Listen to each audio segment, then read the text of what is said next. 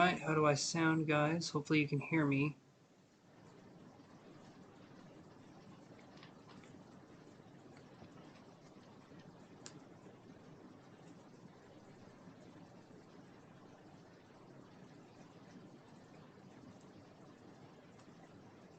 There we go. Alright, yeah, hopefully you guys can hear me okay. Hopefully I just sound better.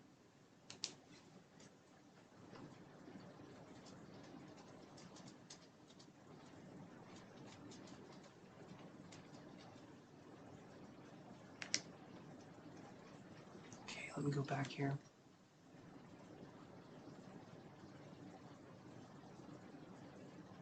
I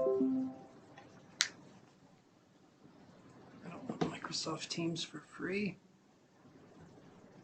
Awesome, Maxine. Perfect. Cool. Okay, so we were talking about... Can you hear me? Can you hear me okay? Hopefully you can hear me.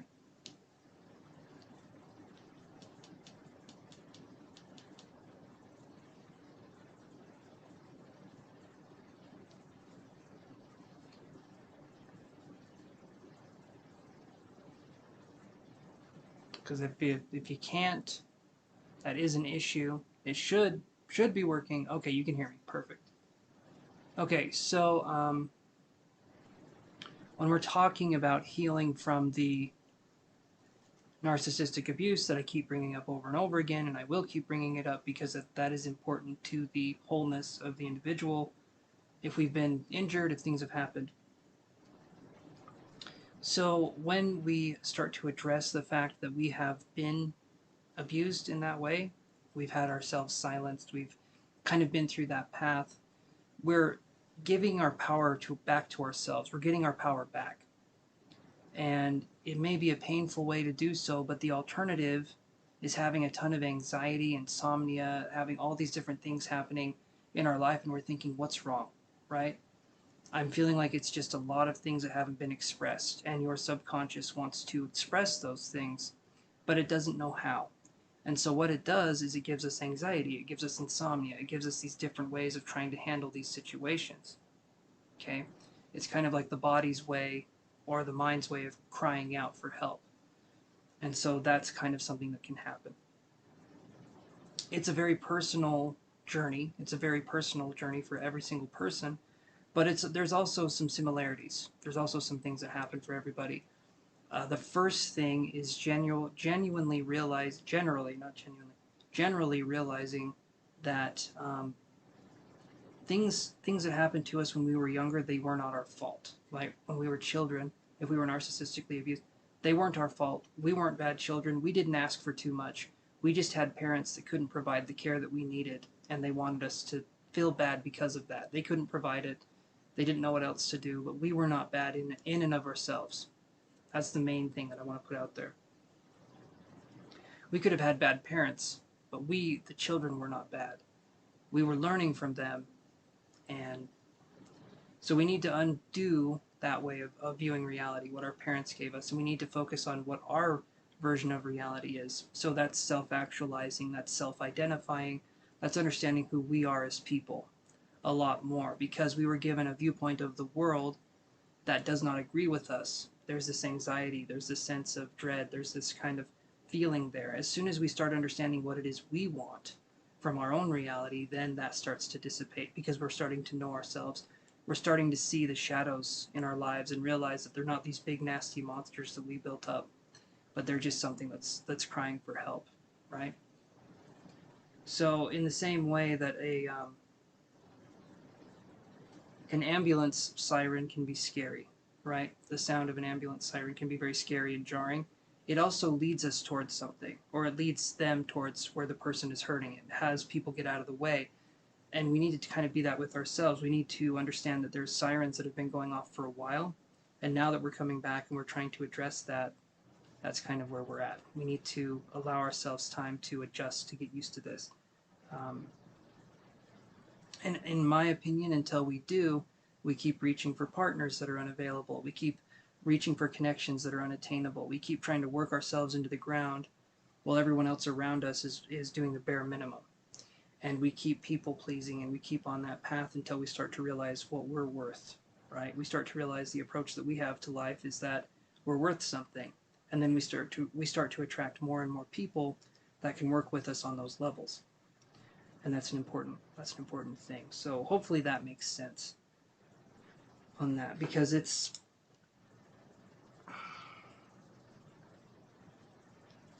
part of just learning things, like growing up, learning things, understanding things in a deeper way.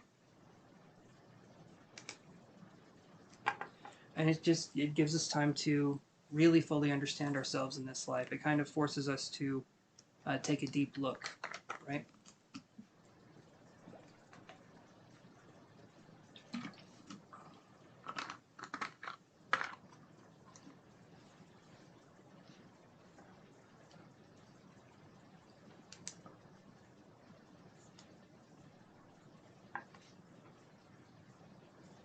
And another thing that we can have here is that as we're learning the ins and outs of healing and of feeling and of going through that kind of stuff, it's important that we let ourselves feel angry and we let ourselves feel, okay, perfect, Maxine, thank you. But it's important that we let ourselves feel all the emotions. We may have been told that we were in an environment where we could only express ourselves a certain way. I know for me, I could only be happy or angry.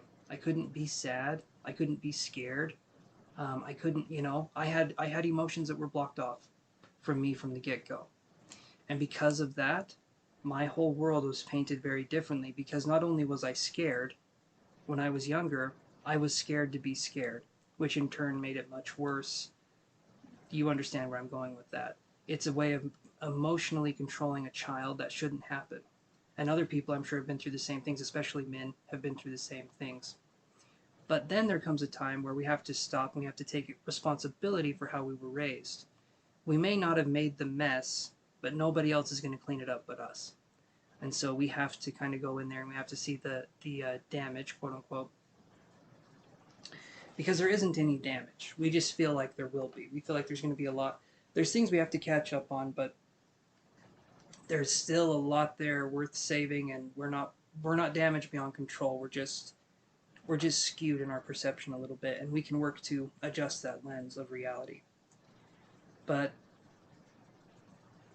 yeah, so when we're looking at healing and feeling, it's important to realize that the first thing right here is that our brain, when we're being negative, when we're going down that negative path, it likes to think that it knows everything.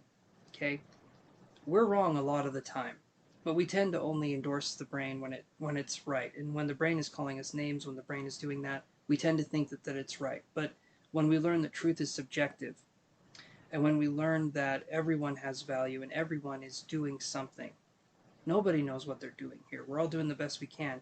Once we all learn that, the brain starts to back off a little bit more, because there is no right or wrong way to live life. There is just life. That's like saying, I can't think of an example. That's like saying I have to have fun the right way. It's like, what does that mean? What does it mean? Do you need to structure your fun too? Does it need to be very scheduled? And it's one of those things where life is spontaneous and it happens to us, but it can also happen for us. But we have to work on kind of how we see life and where we're going. So hopefully that's making sense right there, Maxine, if that helps in any way.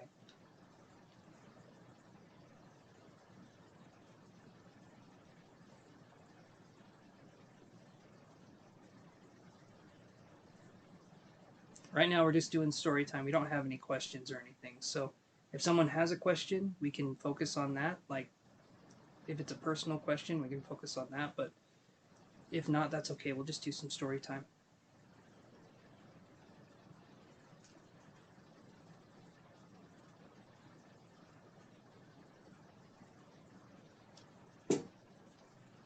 Sorry, Yosh.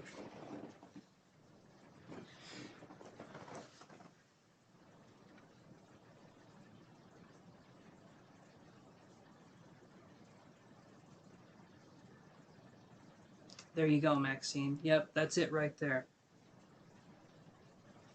You were told you were too shy your whole life. Then when you finally would speak, I was told to be a good girl. Shut up. Okay, so that's it perfectly. That summarizes the things we have to go back and like look at again, because we were stifled from a young age, and that will present itself when we're older in ways too. That will present itself in people pleasing mentality. So it'll be, you'll bend over backwards for people, but it's rare that they even try with you. Sometimes we get friends that help in that way too, but it's like we really try. Like we put 110% in, and sometimes we don't get anywhere with that. And it's the people pleasing mentality, and also it will make you hyper vigilant of your parents' moods. So you'll know when mom or dad is angry. You'll try to soothe them. You'll try and get them to be calm as much as you can. And putting that kind of pressure on a child, hypervigilance and things like that, that's not good. And this can also make it so that when we're going out in situations, we're constantly scanning the environment, looking for threats as well. It can be kind of a situation where um, we can be highly anxious with being cornered too, and possibly even having phone anxiety when that phone rings, if it could be our parents, you know what I mean? It could be something like that. There can be that. I'm not saying there is with you, but there can be. Um, and when there's that kind of mentality, be a good girl, shut up kind of mentality, uh, it's it's damaging in a way that it's hard to put that into words, because it's saying that you didn't have any value at that point in your life. And I feel like that's the point in your life when you should be able to talk. You should be able to speak. And if that was taken from you, Maxine, then that's something you can heal. That's something we can work on. But it's also something that it's hard. That's difficult. But we can work through it. It just takes patience and it takes effort into understanding um, just ourselves better. I mean, that's the only way I can word that. If we understand ourselves better, then we get it. We understand everything better, because we're taking that into consideration. We're seeing that people have opinions and they have views on us, but that does not make them true. We get to be the ones that decide how we feel and what's going on with us, but we have to do that inner work in order to realize what's going on with us. How do these behaviors carry over into relationships? How do these behaviors carry over into workplace kind of things? Are we scared of confrontation? Are we, like I said, are we hyper aware? Are we hyper vigilant of our surroundings? That's the important thing that we need to talk about, because you know what's going on is the main question. And once we've uncovered our own biases and our own sense of like, this isn't happening, and we're sort of looking at the situation for what it is, that's when we can do the most healing, because we're no longer we're no longer putting rose-colored glasses on in a situation that was bad. We're no longer saying it was bad, but not really. We're looking at the situation for what it was, and we're not minimizing it anymore, because that's another way the brain likes to distract ourselves. We minimize our own experiences. We say, oh, well, my parents were bad, but at least they weren't Hitler, or something along those lines. Like, we'll say something like that to try to comfort ourselves, but that minimizes our own pain. And we need to just feel that. Through the pain, we can learn and we can transmute what we've been through. But it's hard to lean into that. I understand it's hard, it's uncomfortable, but there's a lot of growth in the uncomfortable, in kneeling into that sort of embrace, so to speak. Is that making sense with everything, Maxine?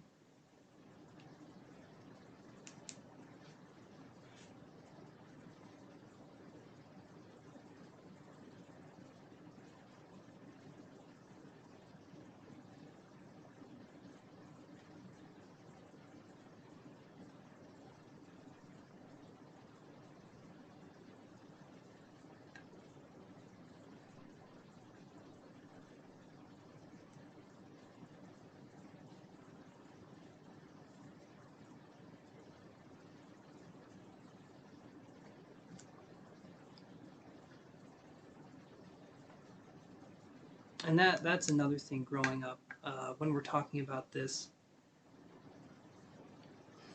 is that when we're raised in an environment that has narcissistic abuse, there's going to be a feeling of ambiguity and confusion all the time.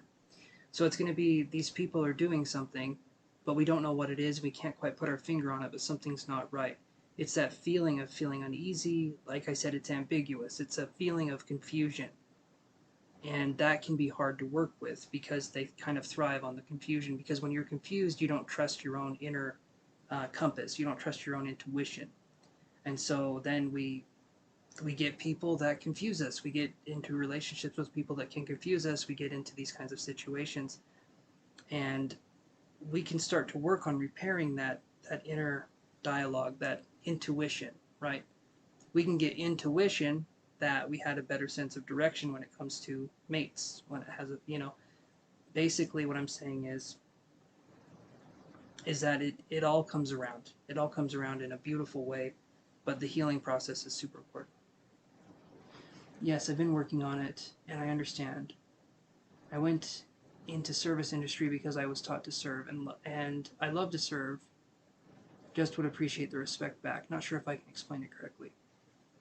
I think you got it. I think I understand there. There's a sense, and that can be a core sense of identity issue as well. Um, so you said there that you love to serve. You're in the service industry, but that could also be mixed with people pleasing as well, right? And it would be nice to know what exactly is going on. The more we heal, the more we understand that we actually do like to serve, and we're not doing it to people please. We're not coming at it from a trauma response, but we're coming at it from a place of actually genuinely wanting to be of service to others. So that's something that I think a lot of people can work on, is that um, a lot of times the narcissistic abuse takes away a part of our identity, and we'll tell ourselves that we're doing it for this reason, or we're living life in a certain way for this reason. But we come to realize when we look at the trauma, when we look at what has happened, and we start taking back parts of ourselves, we start to understand who we are more. And maybe we're completely different, or maybe we're the same, but there's a few tweaks that come along. But it's all about addressing what had happened and understanding if our behavior now as adults comes from trauma responses, or if it comes from actually being in the present moment and living life, right? So it's kind of in those two scenarios. And if it is coming from a trauma response, that does not mean anything bad. It's something we can work on. It's an actually good sign, because it means we can improve ourselves. And if you're anything like me, self-improvement is good. It can be very difficult, but um, it's something that helps us grow the most. I feel like having areas we can improve on, that's a good thing. That's kind of how life is that you discover areas you can improve on, you discover what's going on with you. But um, yeah, so I think I understand it a little bit, Maxine. I think I understand just a little bit of what you're saying there.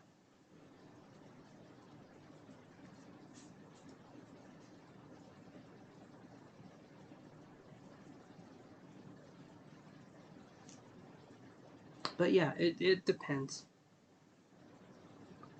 It really depends on what we're thinking, on what's going on with us. But that's why we work on healing where we are traumatized, so then we can understand where we're going.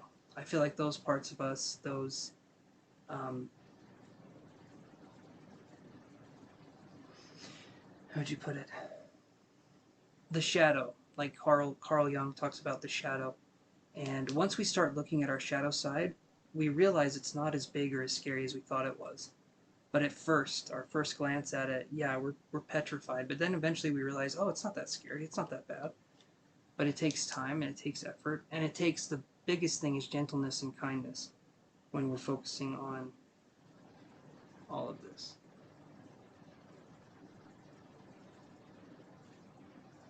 Awesome, Maxine. Perfect.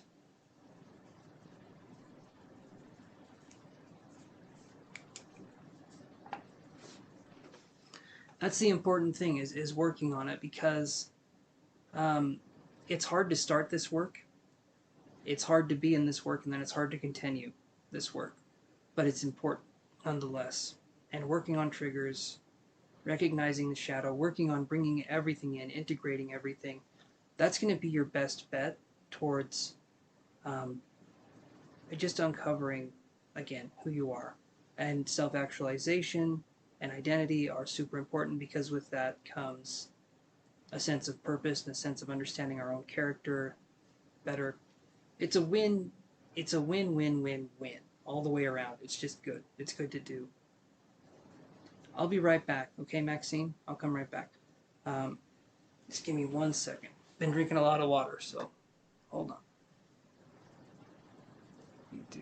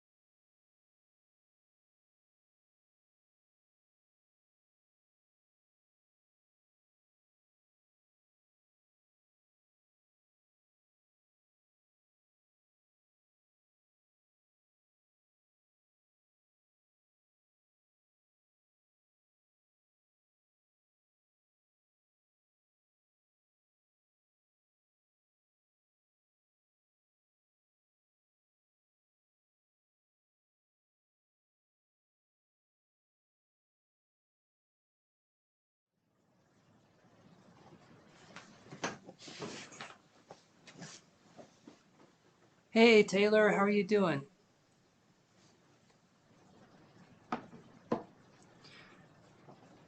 All right, so if anyone's coming here looking to ask questions, it's completely open. You guys can ask. So you would be the first in line, whoever wants to do that. If not, we can just do story time. Because story time, I do believe, is very good.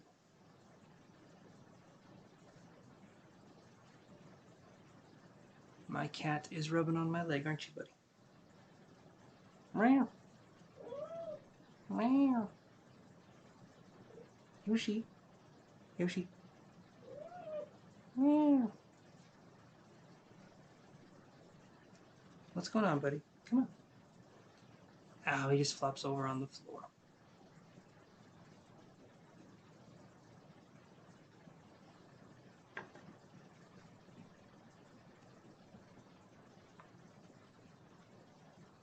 Yoshi. What's up, buddy? Nah, he's good.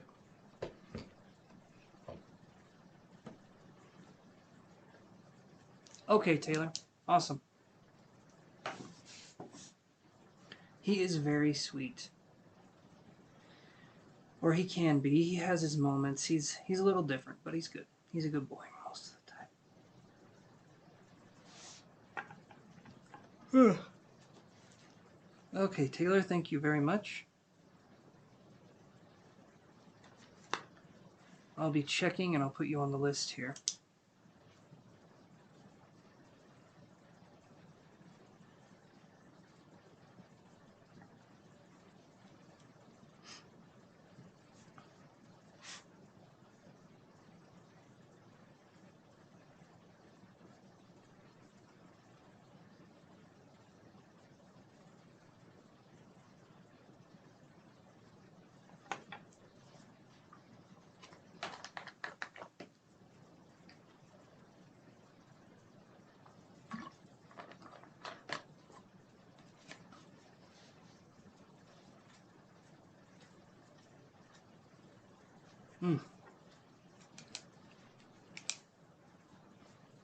Yep, when we are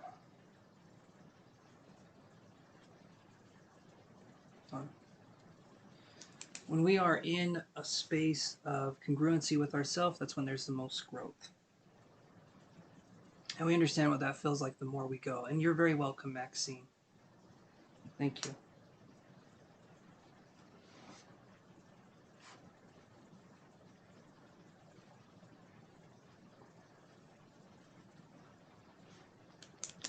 All right, Taylor, thank you very much. So in the future, right, unless, so the $7 price, that's for Patreon subscribers. So if you subscribe to my Patreon, which is $4.99 a month, then you get the $7 price discount. I'm just letting you know because that's the price is $10, but if you're a Patreon subscriber, it's $7. So I'm just letting you know we can do it this first time. We can do it this first time, and then in the future it'll be $10 for each question. Does that work for you, Taylor? You're not in trouble. I'm not mad or anything. I'm just letting you know for the future. And also, please go right ahead and ask your question.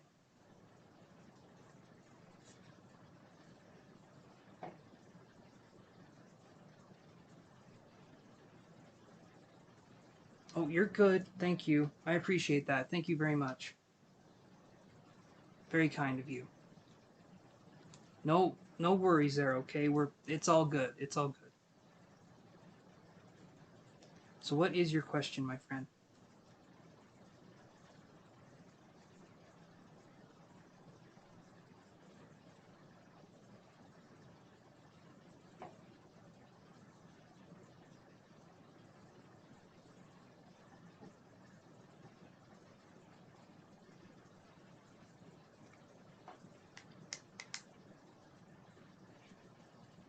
Awesome.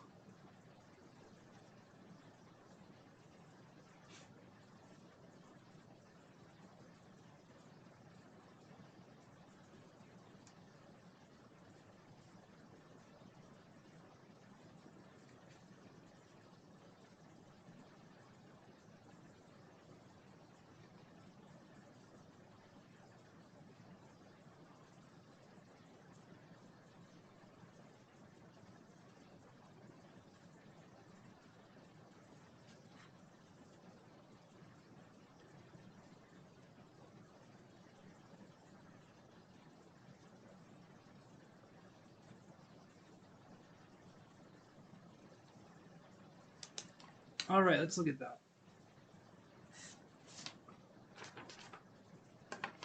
Let me move this over here.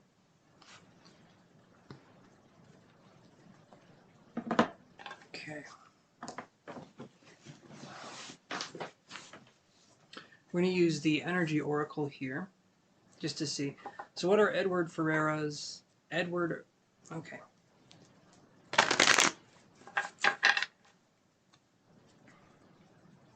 Edward Ferreira intentions. What are his intentions and feelings towards you? All right, so let's kind of break this down, and let's do it this way. So we'll draw one card for his intentions, one card for his feelings, and then one more card to see if it's going anywhere. Okay? So let's do that. One card each.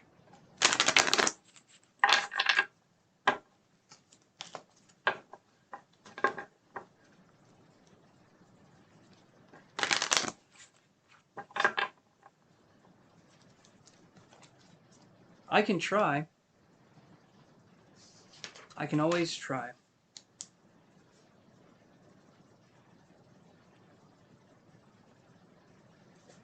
Let me do this here. So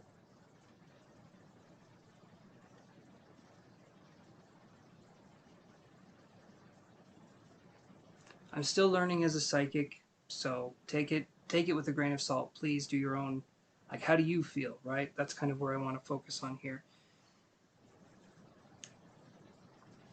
Okay, so let's try this out.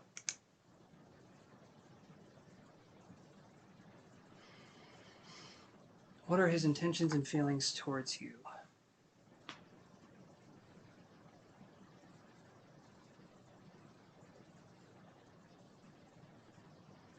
So I feel like I'm getting the 25th of August or October. Does that mean anything between you and him?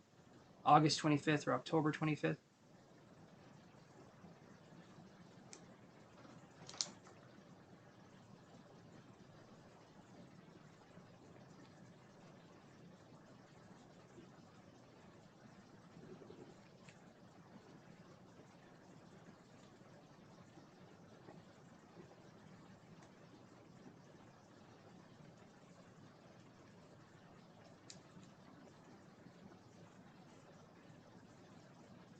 Your B-Day is September 8th. Okay.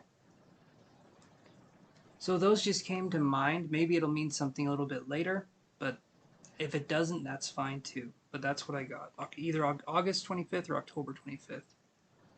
Hey, Liz. I was wondering. Right, which is a significant date around that time frame. Okay, okay, I understand.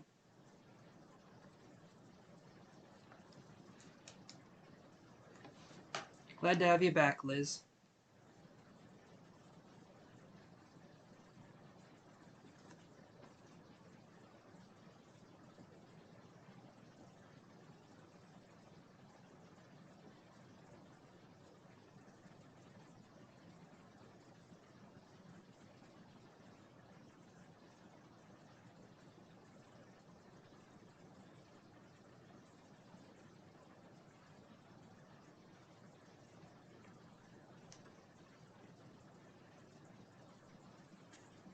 Give me just a second here, Taylor. I'm going to try a different form of connecting here and see what I can get.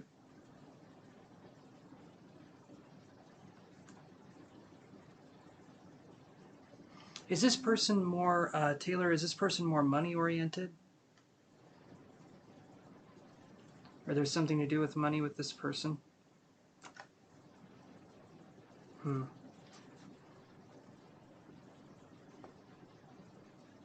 Or maybe instead of a paycheck, there's a rain check. Does this person say they're going to do things, and then things fall through? Okay, so there is significant. Okay, is the person somewhat avoidant though? Do they say they're going to do something and then things fall through? I'm feeling like there's a balance shift right now. That's what I'm curious about. He has them. Okay.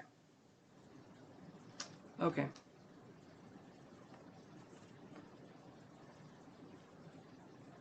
No, okay. That's fine. The money part was right though, so I'm going to do that.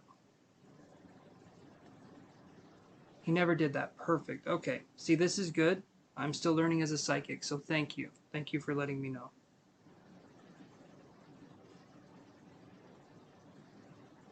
Okay, so maybe there's something else that was being put off, though. I felt like I rain checked something being put off, so I'm curious. If that doesn't make sense, that's okay, but I am curious about that. Let's see what else I can get here.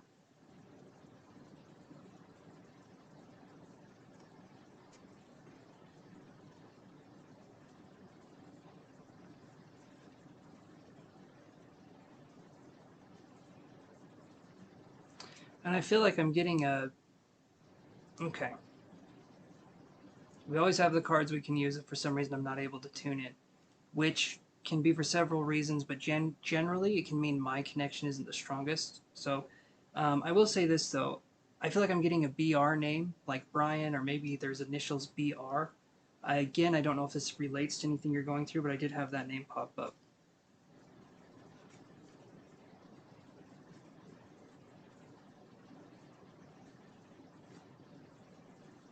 Because I know his name's Eddie, but there was another person with a B name that I felt like was coming through, so I was just curious.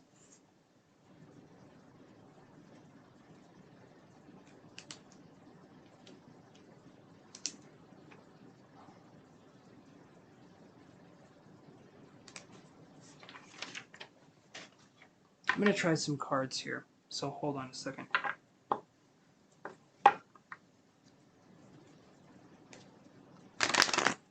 And thank you, Taylor, for being patient with me. I appreciate that. Let's try this.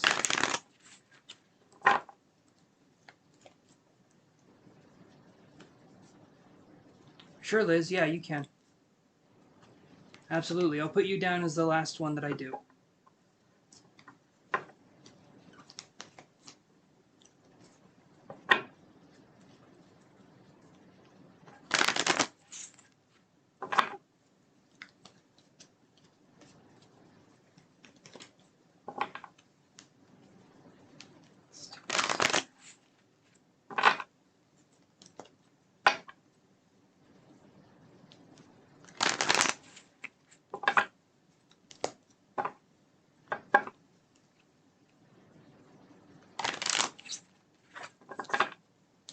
Okay, one more shuffle here.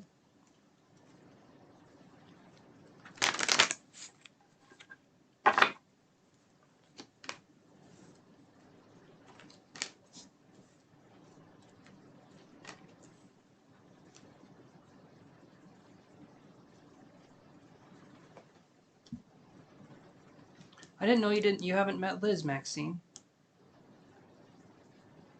Maxine's been on the channel here for a while, Liz. She comes in and has a beautiful energy, very supportive.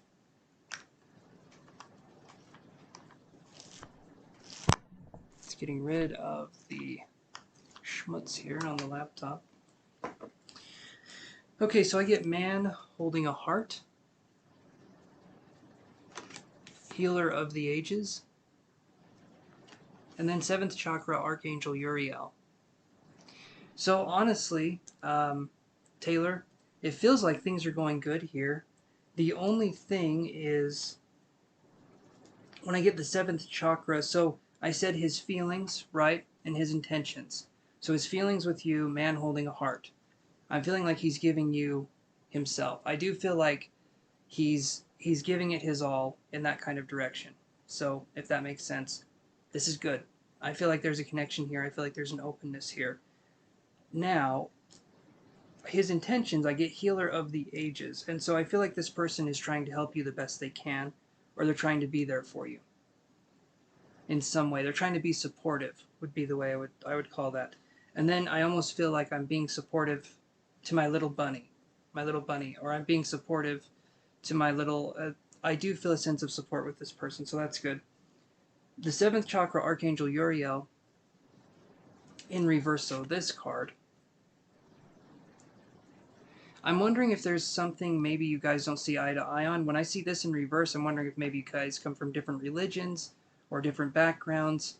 I'm wondering if there's some kind of hurdle that you guys are working through. Like if there's two different, something like along those lines. It feels like there could just be sort of a,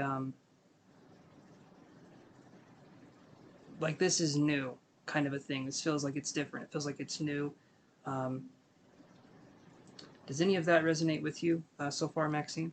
Or not Maxine, so far, Taylor.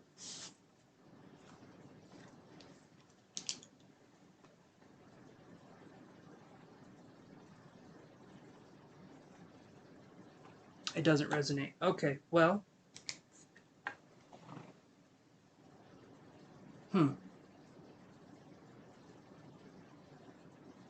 Hi, Rupali.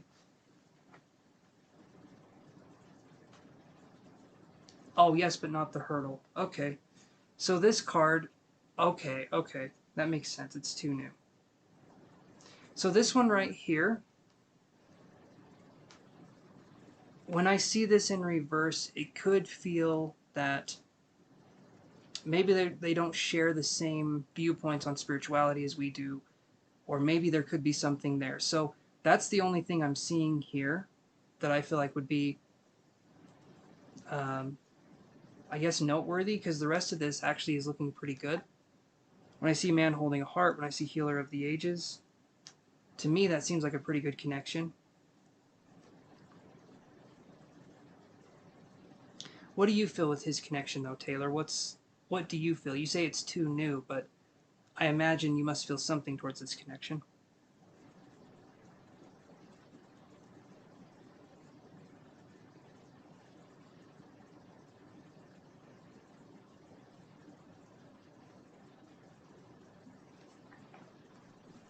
Hold on here. Hold on.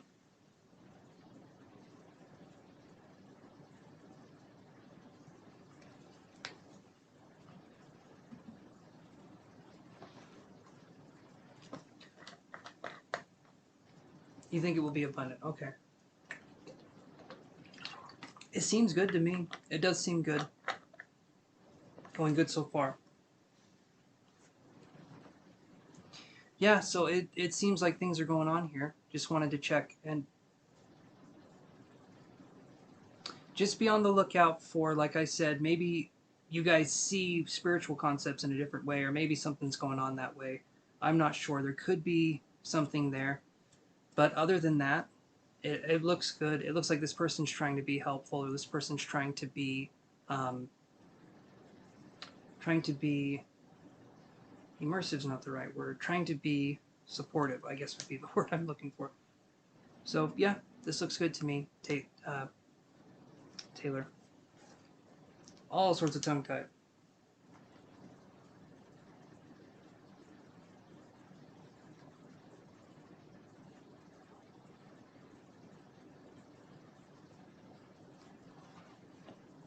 Does that answer your question, Taylor?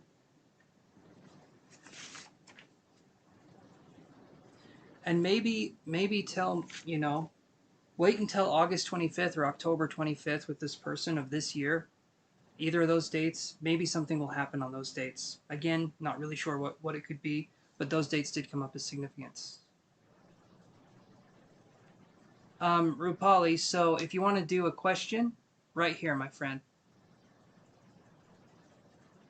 $10 for the question, my friend. If you want to do a question that way. If not, then um, yeah, I don't do free questions. So I'm sorry about that if you came here looking for a free question. Other readers do, though.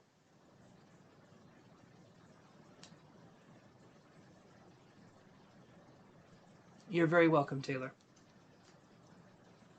Yeah, Rupali, I just don't want you to waste your time here if you have a question.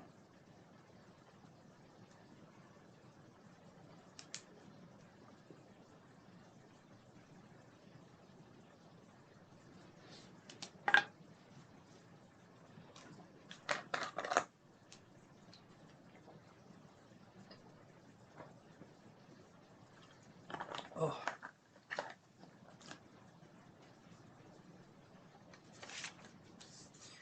Okay, so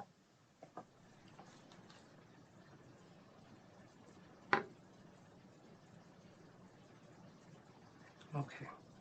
All right, Liz, I got your donation too. Thank you very much. So I'll put you on the list for last. So we'll read you here before too long. So I'll put you on here.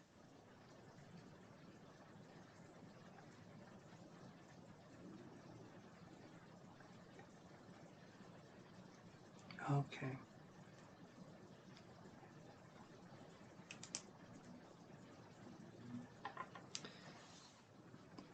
All right, so we can do a little more story time here. Talk about things. Let me move stuff over.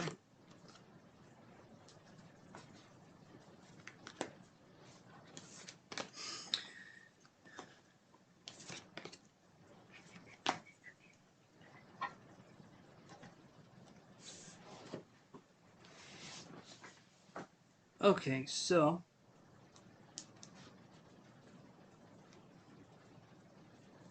when it comes to like spiritual development, or when it comes to psychic development or emotional development or anything like that, if you guys have any questions towards that, you don't have to pay.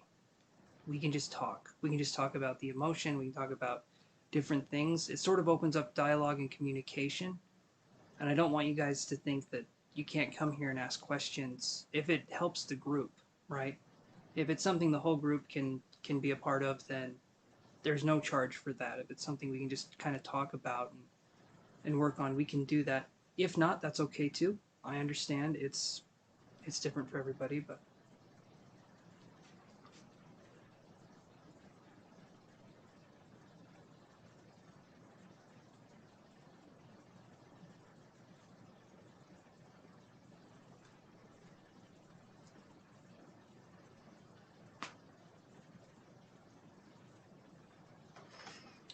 okay. So let's do this. Let's do a little bit more of some story time here. I'm trying to think of one I haven't told you guys. So give me a second.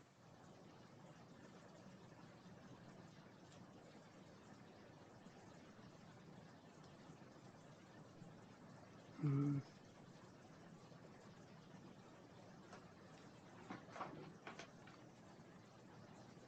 Other than the vulnerability side of mediumship, which we talk about a lot, um, I think it's just interesting to me that these spiritual gifts are actually connected to emotion, right?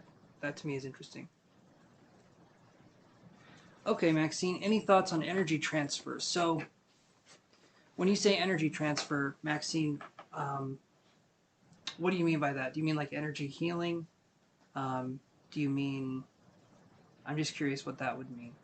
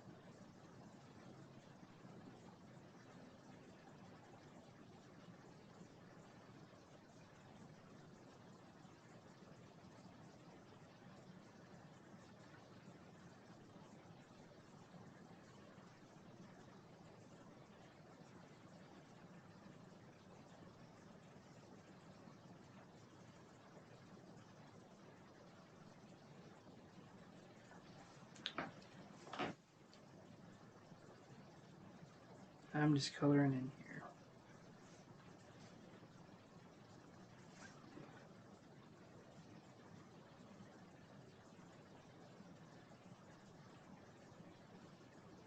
Oh, that's a good one. Okay, that's a really good one. Okay, so now these are my thoughts. Okay, if it doesn't resonate with you, that's okay. You're not going to hurt my feelings, but it's kind of what I've experienced, what I know from my experience. So if you guys have different experiences, let me know. But what I feel when it comes to the energy transfer is when we've learned to set boundaries with other people, with spirits, with other people, when we've learned to say things that we will and won't tolerate and we stick to those things, we create a stronger sense of not having that be as big of an issue. So if we have firm boundaries, we don't necessarily feel as drained if someone leaves our presence. Or we can feel a little less like anxious after someone leaves us, or and there can be good interactions too. Like feeling comfortable with a person, like Maxine's talking about, or feeling weak after an interaction. So when we're talking about that, there can be a sense of feeling great. It feels great to be in this person's presence, or it feels kind of gross to be in this person's presence, right? And I think it all deals with boundaries and how we let people kind of in our lives or out of our lives. If we're really not agreeing with the other person that's next to us, but we're still not setting boundaries, we're going to feel drained. We're going to feel very like, ugh, that was rough, because we're not saying what we feel comfortable saying. We're not saying that this person makes us feel uncomfortable, this person makes us feel unsafe, or this person makes us feel like they're unpredictable. But when we set up our own boundaries, when we set up that ourselves, it kind of, it's like this analogy. I'll give you this analogy. So each and every one of us is a sponge, okay? And I'm using the sponge as an analogy for the empath, okay? What does a sponge do? It absorbs. It absorbs water. What does an empath do? They absorb emotion, okay? So a sponge, when dipped into water, it doesn't matter whether that water is incredibly clean and pristine, or if it's dirty and old and gross. There's oil in it. There's blood. There's a bunch of stuff in that water. It's nasty. The sponge doesn't care. It's going to absorb that water. And as we are empaths, when we're on our journey and we're first starting out, we are the sponge. We have no discernment. We just absorb and absorb and absorb. Once we set boundaries, it's kind of like we've now put that sponge in a Ziploc bag. And when we drop it into dirty water, we can take a second and realize, wait a minute, I don't want to do that. And then we can take the sponge out of the Ziploc bag and put it into clean water. Basically, we know what's good for us and what's not. And we're learning what that looks like. So when we've established stronger boundaries, it makes it so that our experiences aren't as draining. So does that make sense, Maxine? Does that answer that question? Again, from my viewpoint, that's what I feel like the answer is.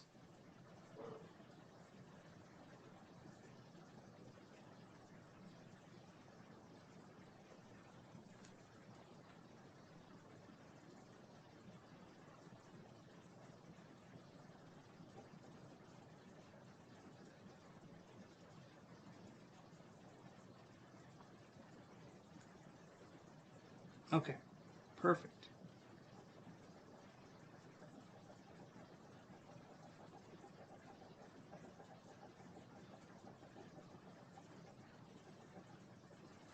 It's one of those things that it gets easier once we've learned how to set boundaries. But I understand with a lot of us, there's that kind of people pleasing mentality that we have, and we eventually we kind of break out of that eventually, but it takes time. It takes a lot of time and it takes effort to realize that we were that way to begin with. And then it takes even more effort to not feel shame for being a people pleaser, for doing anything like that, because it was what we felt was the best for us up until this moment, and now we're starting to change. So it's kind of like we get to change. We get that opportunity, and a lot of people, they're kind of stuck playing the same character for the rest of their lives, but at least we have an avenue where we can change and we can adapt. So I feel like that's kind of something to celebrate. Don't you, Maxine, that we have the ability to change or the option? That to me is important.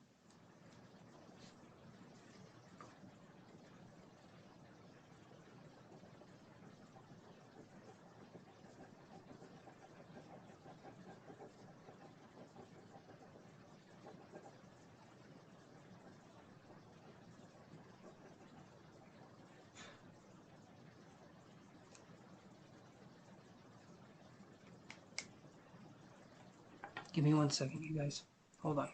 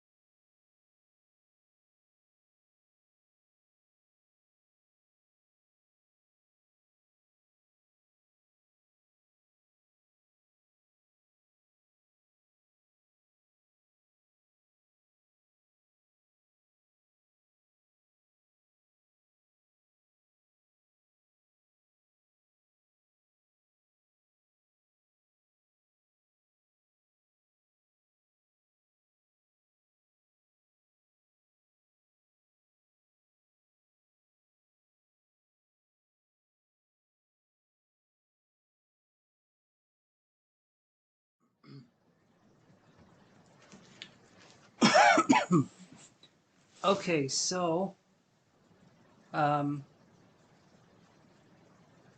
hello, let's see. Boundaries can be confusing for me. It doesn't feel like a hard brick wall anymore. It feels like understanding perspectives. It can be. It can be understanding perspectives, but it can also be a solid no when it comes to a certain kind of behavior or when it comes to something else, right? It's hard for us to set boundaries because, generally speaking, if we did go through the narcissistic abuse, there were no boundaries with us. There was a sense of infringing on our boundaries all the time. So for us to set boundaries feels very foreign, and it feels like this is the wrong thing to do. But sometimes that's kind of where we need to go, is when it feels like it's wrong. In this instance, like setting a boundary, that can actually be the right thing for us to do because it's a different form, it's a different direction. Um, but I can understand where you're coming from, Maxine. It's Yeah, okay. Hello, Chance. I had a question. If you ever felt so drained after family functions from other people's energy, I always feel like I need a serious day to recuperate. Feel so zapped and exhausted. See, that's what we were just talking about with. Hopefully, you're still there, Denise. That's exactly what we were just talking about with Maxine. That's literally what she just asked. And absolutely, yes. Absolutely. Um, I'm learning how to use boundaries. I'm learning how to work on that kind of thing. But a day to recuperate, yes. A few days to recuperate, also yes. A week, yes. It's normal to take the time to recuperate because we're talking about dealing with people's energy that can just be so difficult. And sometimes that energy can re-trigger things in us. It makes it very exhausting. Um, Especially like I've been talking with Maxine with, if we're dealing with ambiguous or confusing family members where one thing sets them off and then the other time they're fine. Something that should make them upset doesn't. And then we're kind of like sitting here and we're like, what are you? What is going on here? But does that resonate with you, Denise?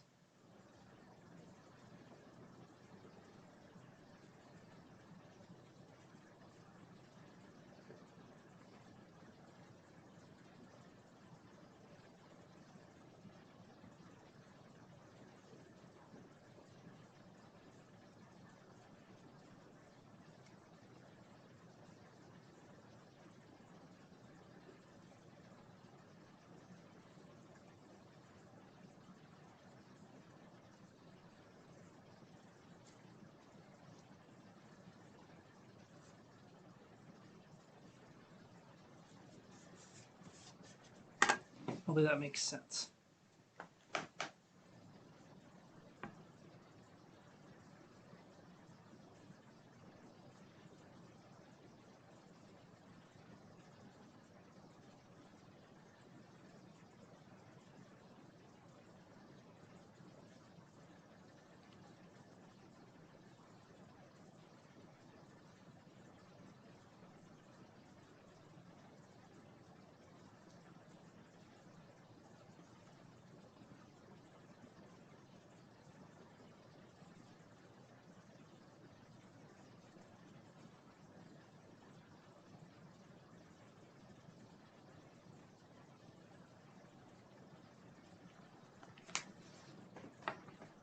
Okay, so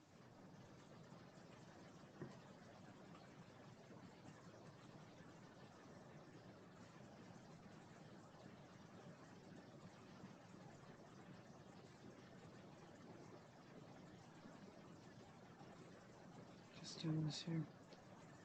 I'm just doing some coloring, seeing if there's anything going on here. If not, I continue to scribble a little bit.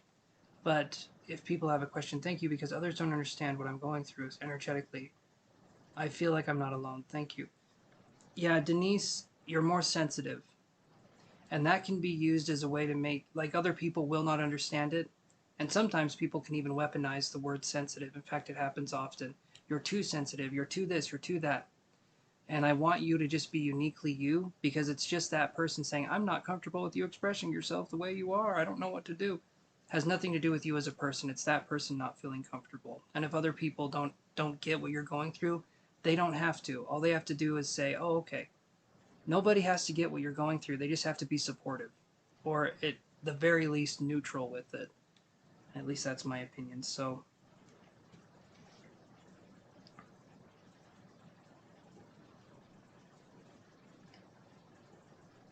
Any other questions or musings, guys?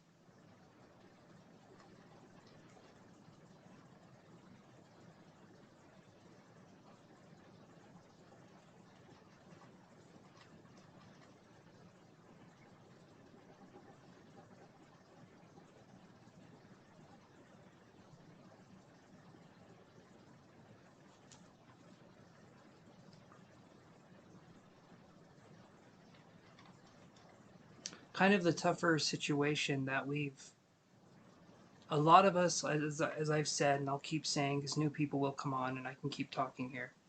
A lot of us have experienced different situations growing up, and we have these spiritual gifts because of certain hardships that have come into our lives. We had to learn how to love ourselves in a certain way because maybe we weren't brought up with that. Maybe love was conditional when we were growing up, meaning that you were given love as a reward for behaving, right? And so now we're understanding what unconditional love looks like. We're understanding what that could possibly look like for us. And that's a journey, that's a journey of self-discovery for sure because we were told, we could have been told as children that in order to get the proverbial carrot on the stick, we had to perform.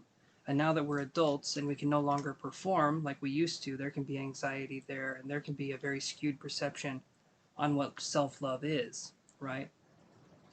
And so, and what's funny is that self love can actually, in my opinion, be like the people could look at self love and be like, well, that's very narcissistic.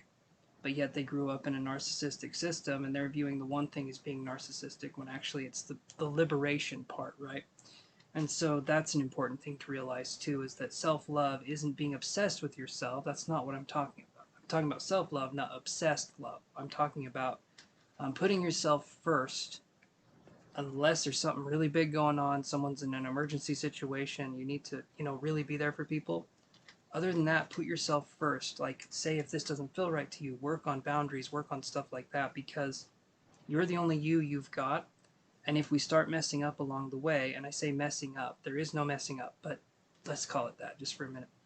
When we start learning experiences in a way that is not for love or it's not for our own sense of evolvement, then I feel like we have the anxiety and we have the insomnia and we have that kind of thing because we're not allowing ourselves to express exactly how we're feeling and exactly why we're feeling it. Whatever that could look like, that can be art, that could be whatever it is. If people around us can't hear us or understand what we're going through, having another creative outlet or an online journal or something along those lines is good. And the reason I say an online journal, for me personally, um, I use my iPad and I write in that because I feel like my thoughts are safe in there, right? I feel like I can get stuff out. If you feel uncomfortable having a journal just lying around the house that anyone could read, an online journal is something you can have to just sort of get your thoughts out, and it helps to organize your space in your head. It helps you to organize how you feel, why you feel it, what's going on, and you can check in with yourself and see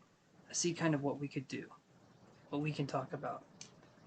And when I say we, I'm talking about you and yourself, kind of that mentality.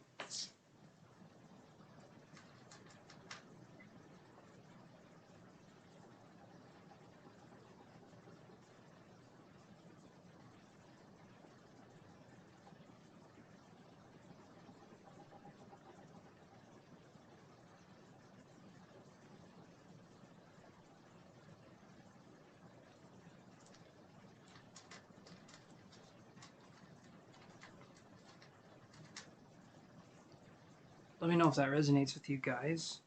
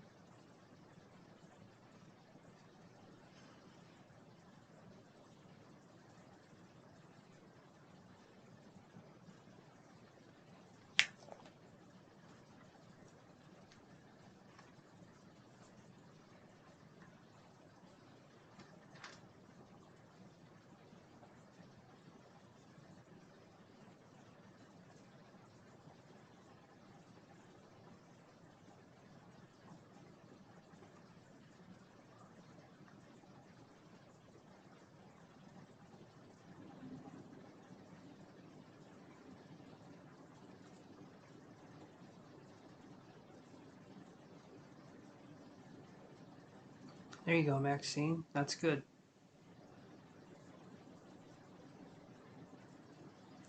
The universe is kind of our canvas to paint with whatever we want, and sometimes we paint with the brush of our voice, sometimes we paint with an actual brush, sometimes we dance, the bristles on the page, the bristles moving with the paint.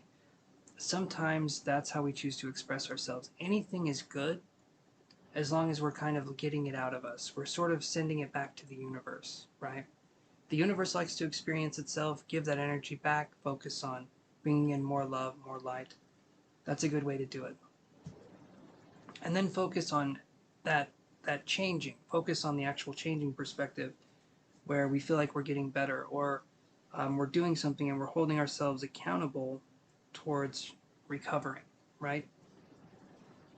A lot of us have a mentality of like, why is this happening to me? What's going on? And we're going to keep having that mentality until we take this and we really, Yoshi, oh no, likes to bite cords. But we'll have this mentality until we understand that we can actually heal ourselves. I think before we ever start the healing journey, we think it's impossible to change as a person because society has told us, they've ingrained in us, hey, it's impossible to change. After the age of like 12, you're like stuck as you forever. I don't think that's true. I think it's possible to change, but society prefers a silent struggle to someone actually achieving something. And they'll tell you that it's impossible or this and that, or here are the odds of whatever. And honestly, if we want to change, we can change. It's as simple as that, but we have to kind of want that. And in order to want to change, we have to get used to the idea of being spontaneous, of being sort of unpredictable, of having life kind of change for us in very random and sometimes very weird ways, right?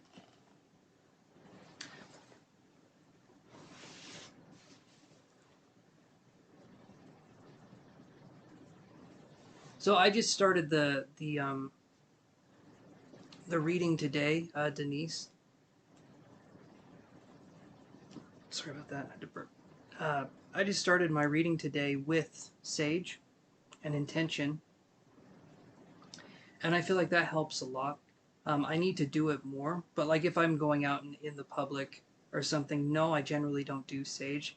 Um, I feel like if you think you need it, then do it. But if you're feeling okay, then that's good. And some days I'll leave the house, and some days I'm thinking I wish I brought my sage, just because it's hard, and I have anxiety and depression, so I understand that things can be very overwhelming at times. Um, that's something that can be difficult to work with. But I think if it helps you, if it makes you feel better, I don't think there's anything wrong with doing it, with having the tools, with having crystals. Um, I think it helps us. It gives us another tool in that kind of spiritual arsenal. So I don't do anything at the moment, but I do sage. I'll probably sage after I do this, and then I saged before I did this, which, like I said, is on video, and I set the intention and everything. But I try to keep this space clean. I think it's important to sage and to meditate. I did my sitting in the power today, I think around 2 o'clock. And it's important to reconnect with ourselves. That's what, sitting in the power is reconnecting with ourselves and then reconnecting with spirit and our spiritual guides. That's one thing that's important in developing as a medium, is that I think there's two parts, honestly. The one is feeling your own soul, feeling your own self, your own power. The second one is feeling spirit's power and feeling, the soul of spirit, if that makes any sense. But it's important to know ourselves first, so that when spirit's giving us a message, we know what is our energy and what is not our energy, right? Because that doesn't help the other person if we're reading ourselves.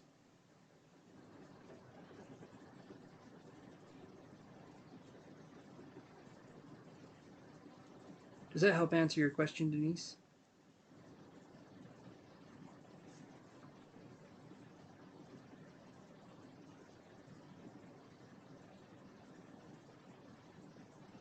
You're very welcome, Denise.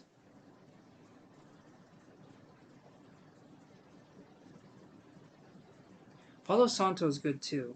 I do like Palo Santo.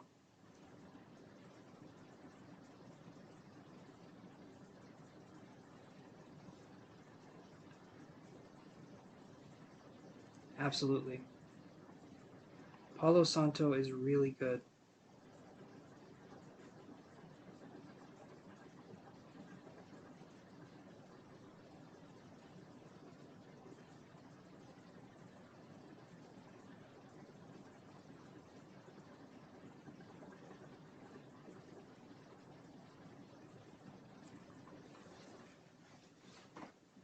It's one of those. It's one of those smells that's very, very particular. Like I don't even know how you would. It's like very. At least for me, it was kind of a sweet smell to it. But supposedly there's fake Palo Santo, and then there's the real stuff, and so you have to be careful with what you buy. Um, I think the Palo Santo I got had just an oil over a piece of wood, and then it had a smell with it. So I don't think what I was using was the real Palo Santo, but maybe it was.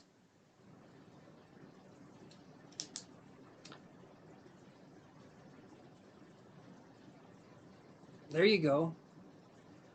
There you go, Denise, and that's good too. That's good.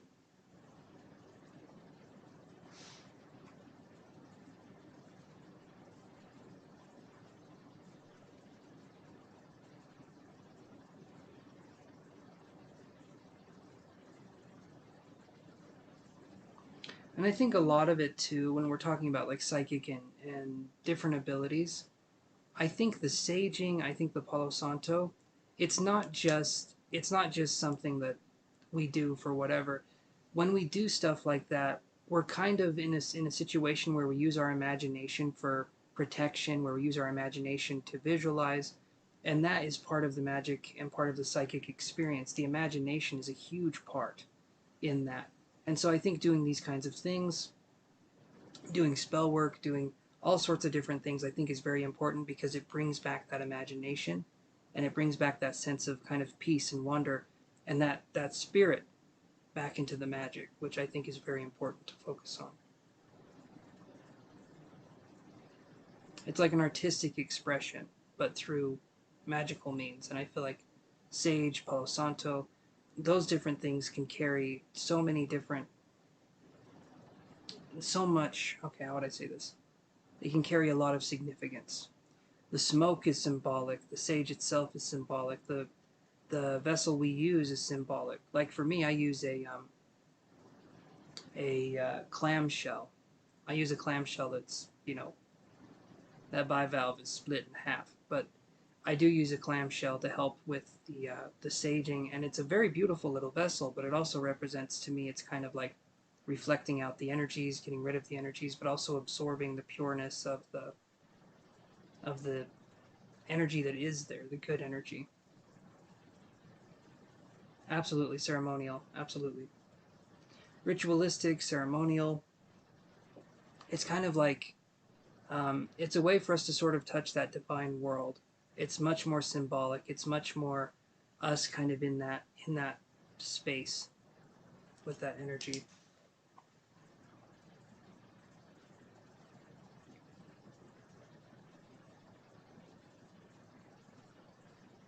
But you've been on the channel before, you guys, and I don't like to use labels very much. There you go. Yep, if your senses like it, go with it. Go with it. But that's the interesting part, because then we get people who come on, not necessarily my channel, but just in general, if they've been through, like I keep talking about, narcissistic abuse, different things. Then we get people that say, well, I don't know what I like, or I don't know who I am as a person. And so it's important for us to build up that sense of self again, that sense of identity, which I feel like we're working towards, we're working through. But absolutely, if you like it, go for it. If you don't like it, don't go for it. If something rings true to you, listen.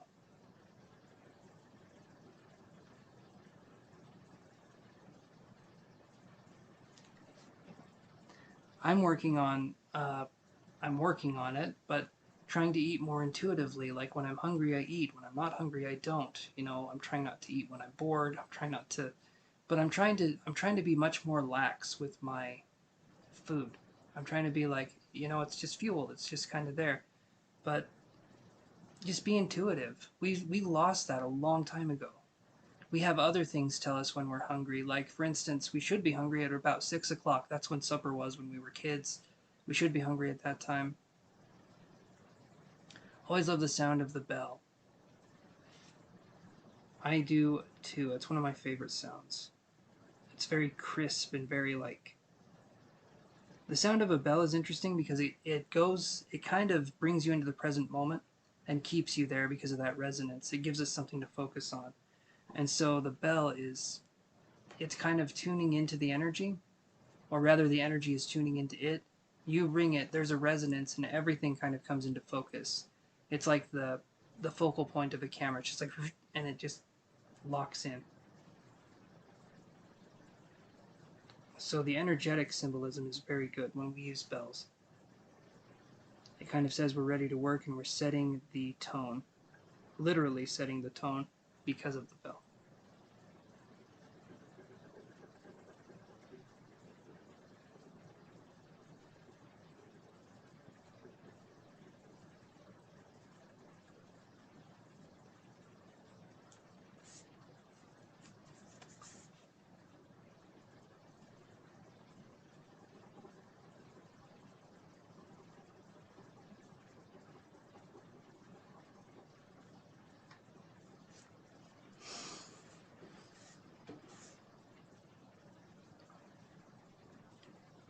I think it's I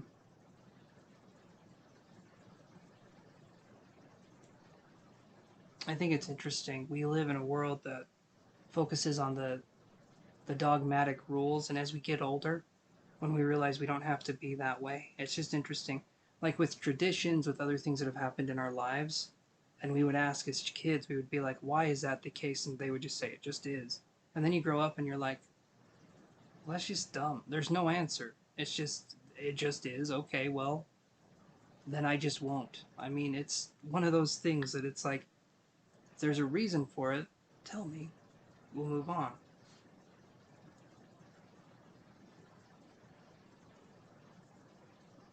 My mother used to snap her fingers and say, "Earth to Maxine, are you there?"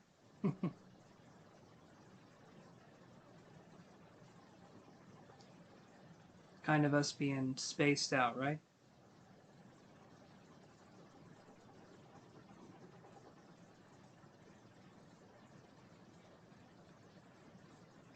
But yeah, I mean,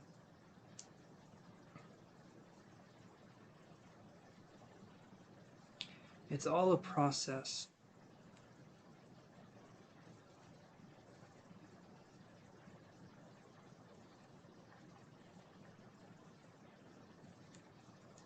Personally, okay, this is my thought, my opinion. We're all, it's kind of like we're all an illusion, but we're learning something. We're like projections of the universe experiencing itself. And because of that, I don't feel like there's a right or wrong way to do this, the thing called life. My human brain will kick in and tell me that there definitely is, but there really isn't.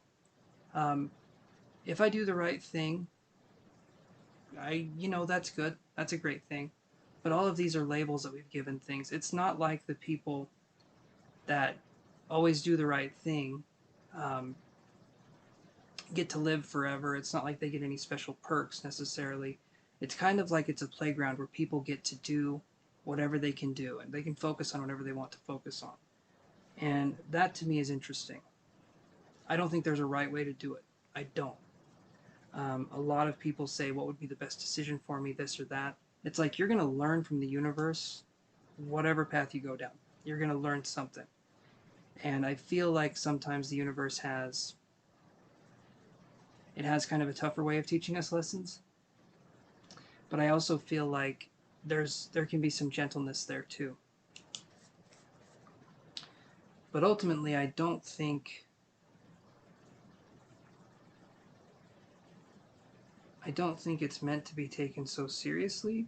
Of course, I'm saying that right now, but as soon as I'm caught in the thick of life, I will take it very seriously. I'm still human, I'm still here. I'm not going to say I'm above that because I'm not. I get involved with myself all the time. All the time. And I probably shouldn't, but again, that's another programming, right?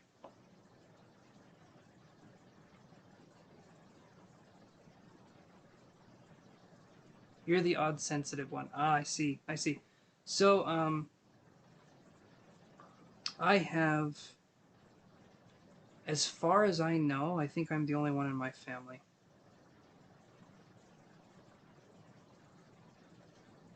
I'm not sure. Everyone in my family is,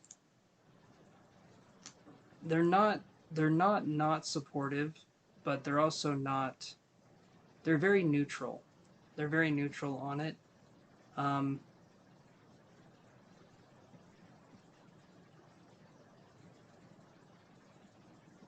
you always laughed and said, "Yes, I hear." No, Maxine, you weren't bad. No, you always laughed and said, "Yes, I'm here." I hear you on that.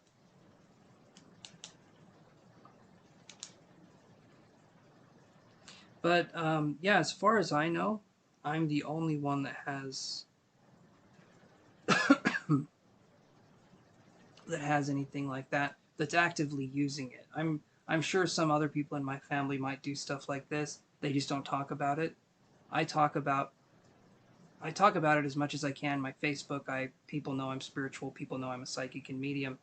Um, so there could be other people. I'm just not sure if there is or not. But in my immediate family, I'm pretty sure I'm the only one that does this because everyone else is more religious, you know. So it's I believe you can combine the two, but when religion tries to supersede spirituality, like don't do that because it's bad, or it's this, it's that. I had my grandpa tell me once that I was doing the devil's work. Right, this was a long time ago, but he told me I was doing the devil's work, and I'm thinking, if the devil wants to help people feel better, what would that say about God? I mean, because I was doing energy healing at that point. I wasn't doing psychic mediumship. This was like 10 years ago, I think, like 10 or 12 years ago. It's been a minute. But it's just interesting. It's interesting how that kind of comes about. And,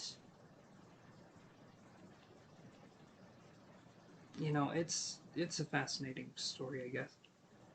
Everyone goes through their own kind of thing, especially religion is one of those ones that I feel like as soon as a religion starts putting and maybe you guys don't agree with this, but as soon as a religion starts putting an us versus them mentality on things, we're elite, these people aren't. We're chosen, these people aren't.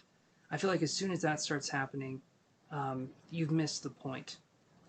You've missed the point entirely because as soon as you start thinking you're better than another person, um, I mean, you're not. You're the same as another person.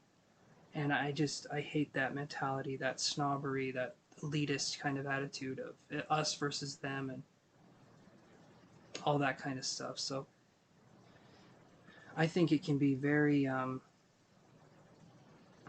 tricky to try to negotiate that path, to try to understand that path, because it's like you have to keep conforming and keep bending to these different rules and these different standards. And I feel eventually, for a lot of people, it kind of contorts their soul. It makes them view the world very differently than if that wasn't introduced, because the yeah. So hopefully that makes sense, you guys. I know that's a touchy subject, so I don't want to go too in depth with that. I just feel that love should be the religion that we all focus on. True love, unconditional love.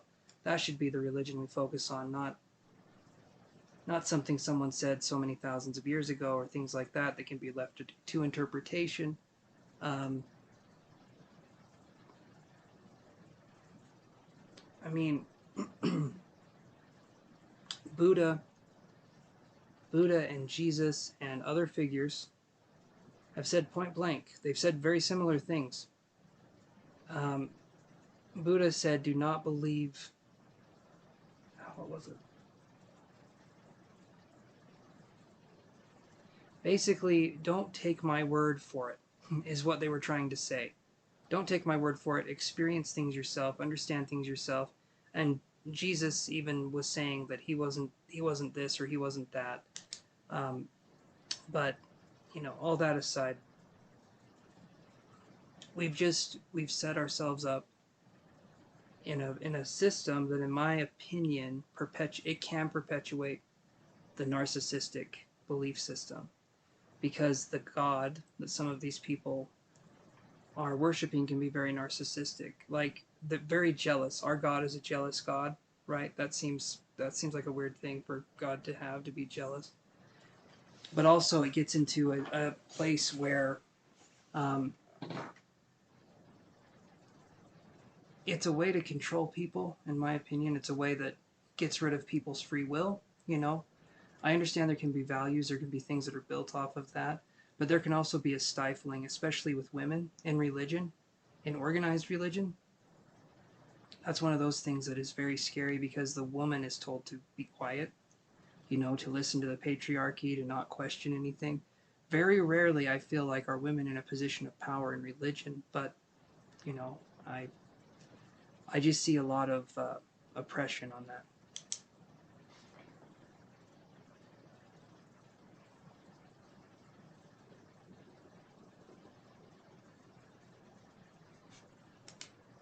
If anyone has anything to say on that, we could discuss that a little bit.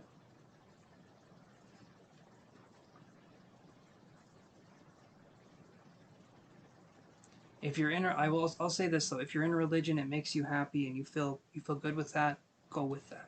Have that be something you do. Just for me, it never really worked out.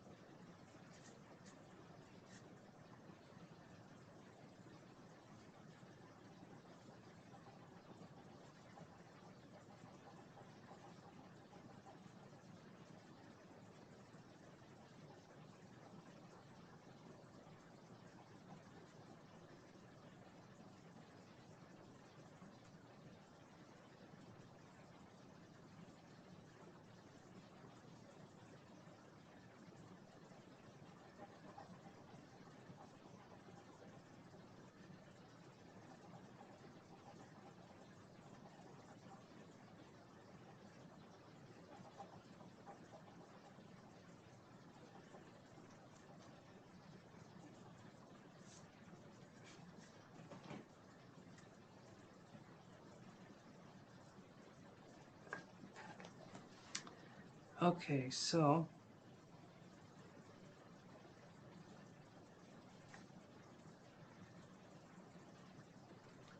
Liz, are you still there?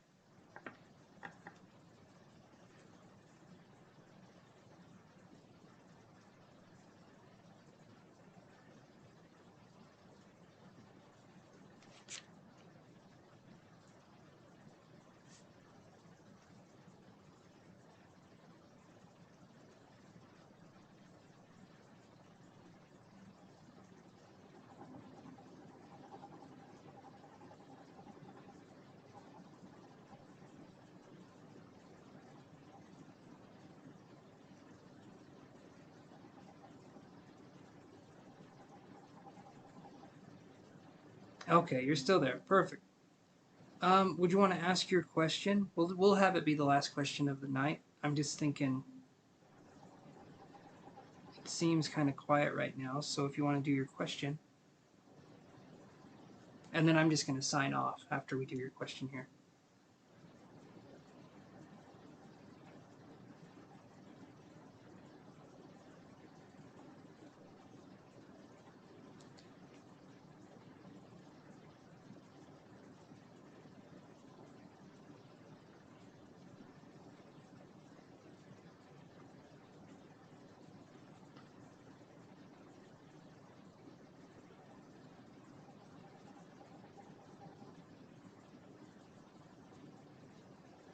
You're okay, Liz. You're fine. Don't worry about it.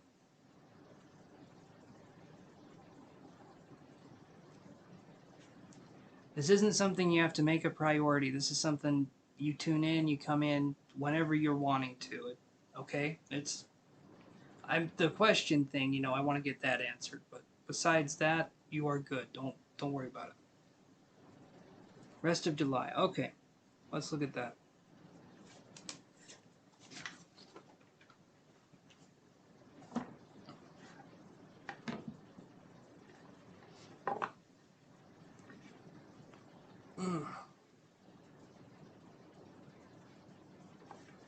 Okay.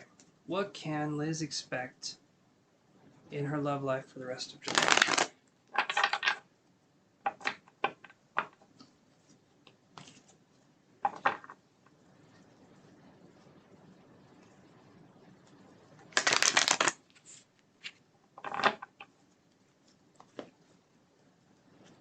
Mm.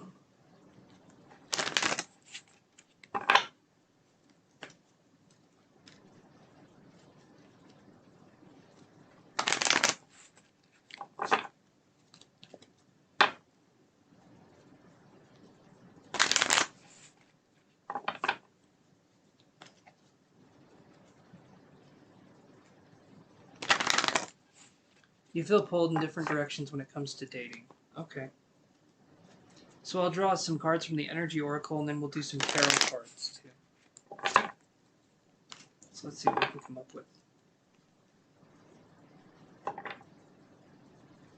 Not sure if you can trust these people yet. It's always good to err on the side of caution, right?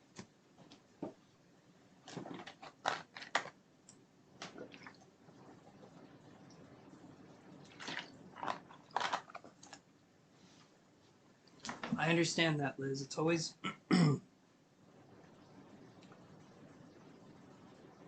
it's always good to be cautious. Hey there, Toto. That's cool. All is coming back. Awesome, my friend.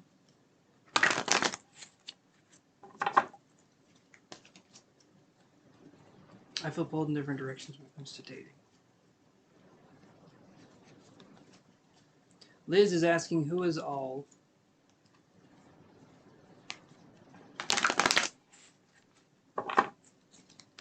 Or wool, I'm not sure how you say that. There we go.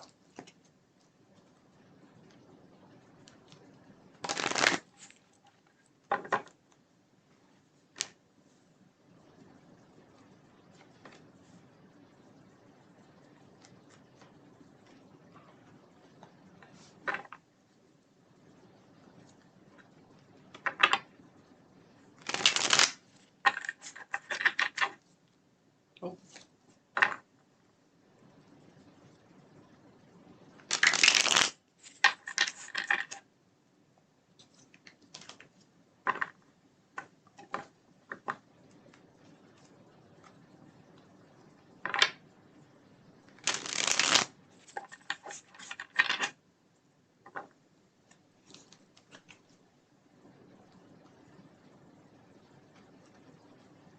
Among Us logic.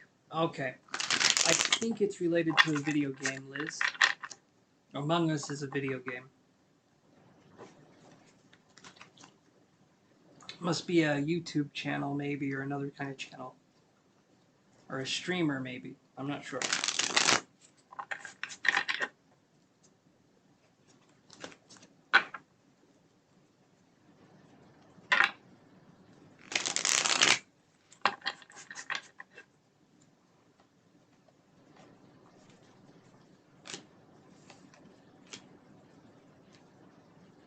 Okay, so one of these people, Liz, is one of these people possibly the Libra we were talking about before?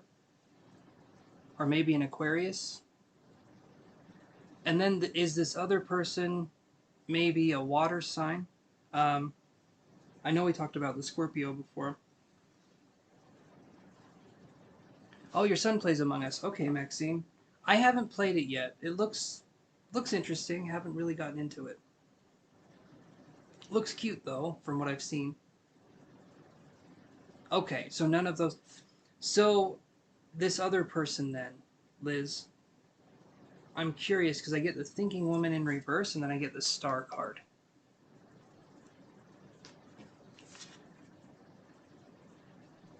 Oh, game tunes. Okay.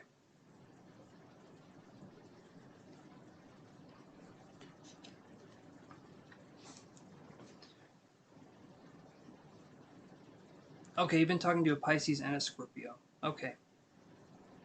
Game tunes make the logic videos. Okay, buddy. Okay.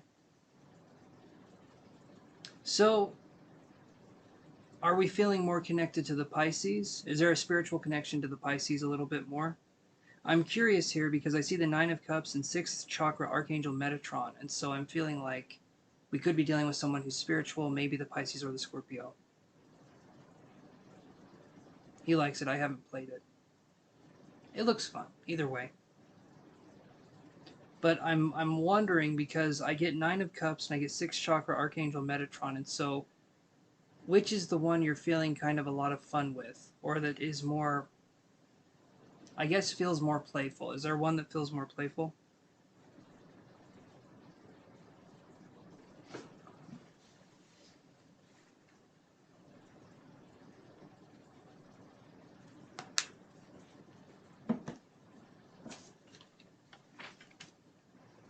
You feel more connected to the Pisces. Okay. And okay, so the other one, the Scorpio, spiritually. Okay, so that makes sense. Is there something going on with the Scorpio? Is distance in the way?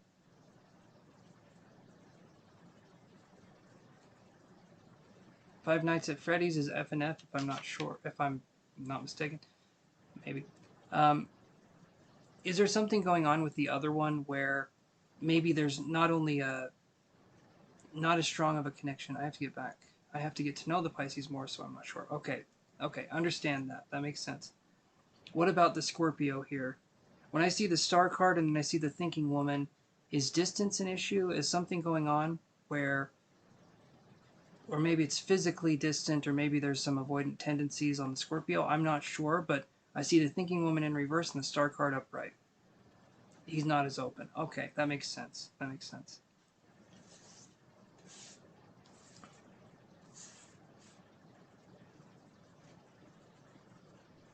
Okay, so the Pisces is feeling, actually is feeling okay. The month of July, it feels like there's going to be more of a, I feel like the Scorpio, right. I figured that's who you meant. But thank you for clarifying because that helps me keep. No, it's Friday Night Funkin' Logic. They did a Five Nights at Freddy's video. They did do a Five Nights. You know, Toto, I'll be honest with you. I've been out of touch with the gaming scene, like that kind of gaming scene for a while. But if you're having fun, my friend, that's all I care about.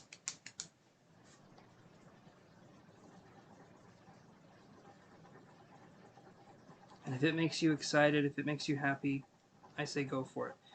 Okay, so Liz, let's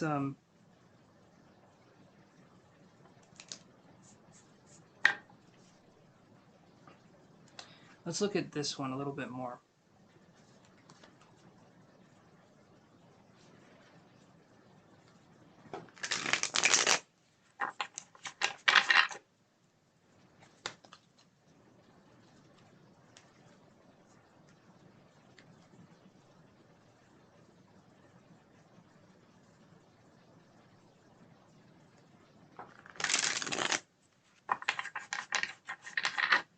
Hey, James Gregory, thank you for asking before doing it. Um, if it's possible, if we could do this instead, it just makes sure the money goes to me instead of quite a bit of it going to the other place.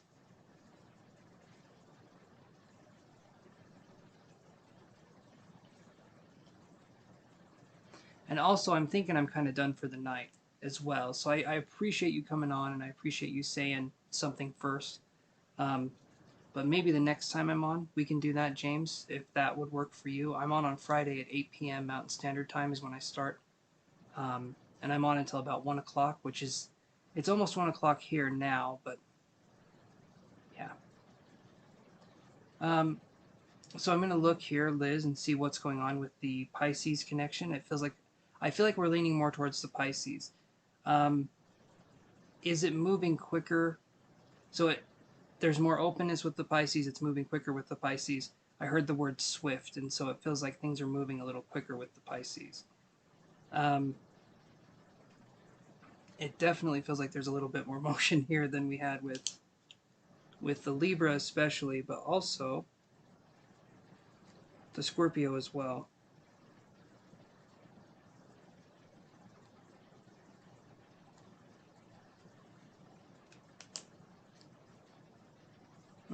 Okay. Let me see what I can get here. Yes, we talk every day. Okay.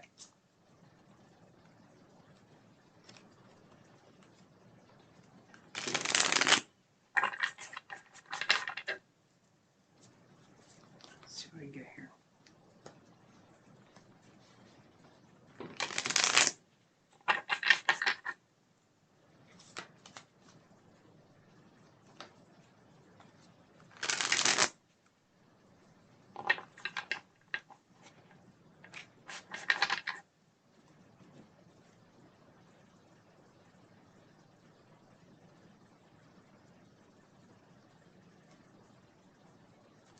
You left the Libra in the past. Hopefully, he doesn't come back. Okay, James.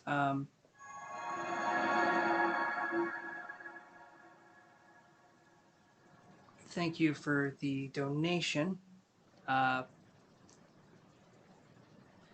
me address Liz's question, and then we'll go to yours. I do appreciate the donation. Just give me 1 second here.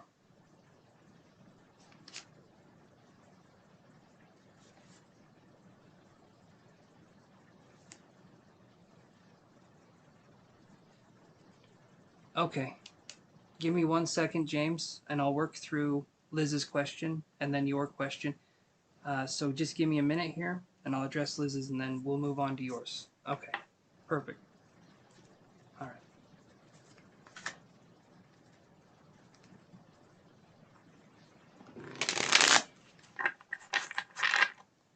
I don't normally do stock questions, so we'll see, but we can see. All right. Yeah, there's a lot of fast-moving energy here with this person, Liz.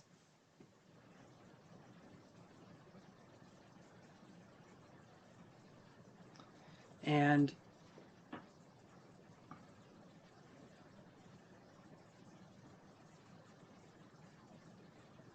I'm feeling like, honestly,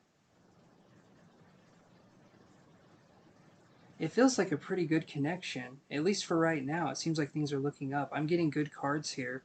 I would say move carefully, but I feel like there's going to be progress in this month. But move carefully. Think about what's going on with this Pisces person, but it does feel like there's a connection here. And it feels like they have intentions towards you that I feel like are good. But again, keep your eyes open, keep everything open, and sort of stay on that path. But I'm seeing good things here. So the month of July, I feel like there's going to be progress. I feel like there's going to be. I'm feeling like Pisces is better in this situation. Scorpio, it almost feels like Scorpio has something to hide, but I don't think he is hiding anything. But I feel like he has. I get a feeling that there's something that's not quite right there because the person feels more closed off. I feel like you're connecting much more with someone who's easier to talk to, who's more open, because the Scorpio tends to not be as open. So you're going to connect with the person who's treating you better. You're welcome, Liz. You're very welcome. Does that help answer your question? So July, I think, will be a good month for you in the love life ways.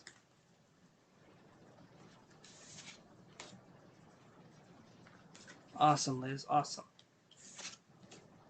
Okay, perfect. So now I'll address James's question here, and we'll see. So will AMC Entertainment stock go below 38 by this week, Friday, 4 p.m.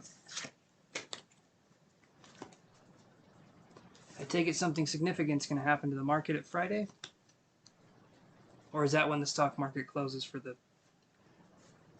I don't know that much about stocks. Okay, but I don't need to if I can just get a yes or no answer. So, you're very welcome, Liz. Let's do this. So this is for James' question here. Will AMC Entertainment stock go below 38?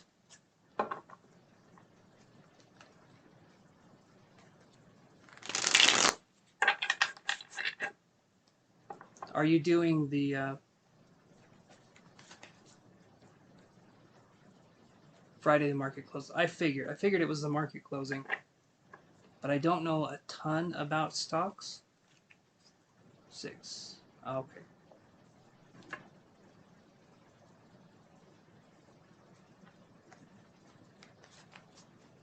Let's see.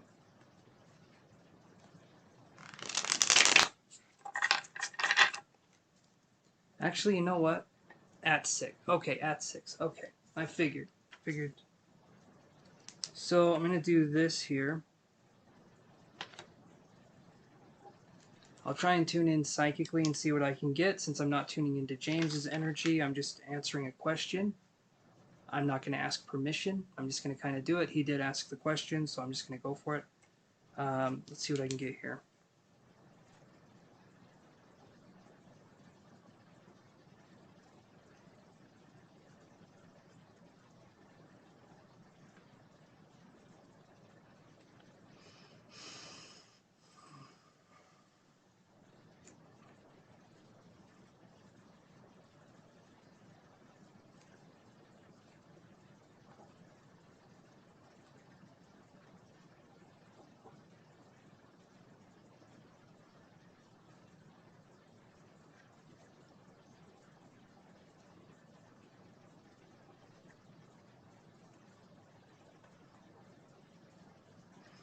Okay, so for some reason, I'm getting the number 28. I feel like that's $28. If that goes down significantly, that would be a pretty big hit if it went down to $28.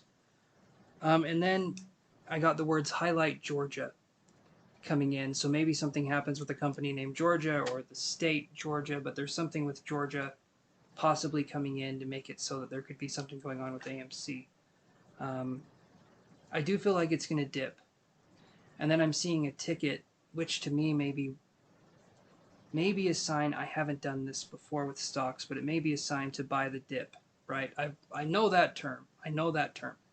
But the ticket is making me feel... I mean, it does feel like it's going to dip down, though. Like you said, significantly. So I would say down to $28 to $32. So 28 to 32. I don't think it's going to go down more than that. It might, though. Honestly, I've never done these kinds of readings.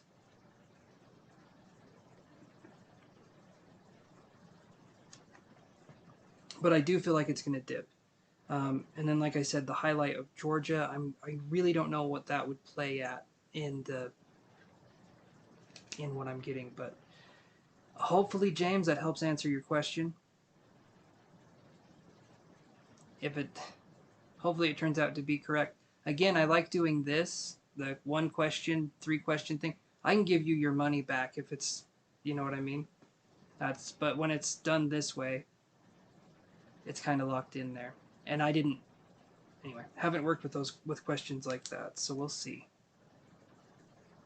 We will see. I'll keep an eye on it too.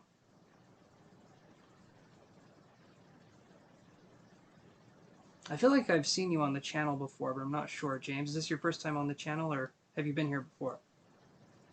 I feel like I've seen you before.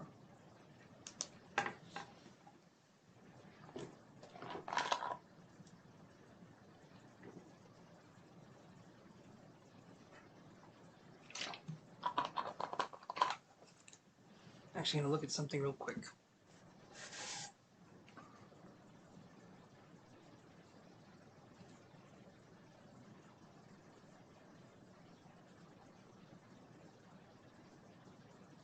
You have not been here before. Okay. I've seen the name James, and I've seen that same color of pink on your name.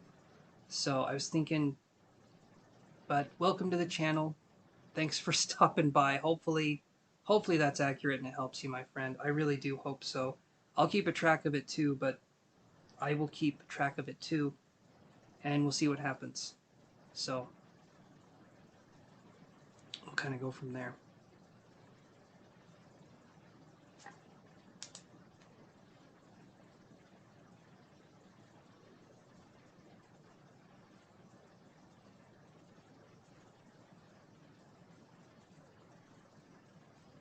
All right, James. I'll remember.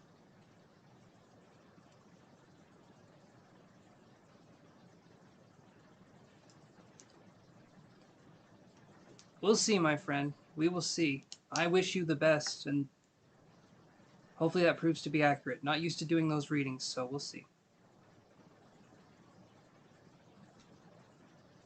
Okay, James, thank you. I appreciate that. We'll see. We'll see what happens, my friend, okay?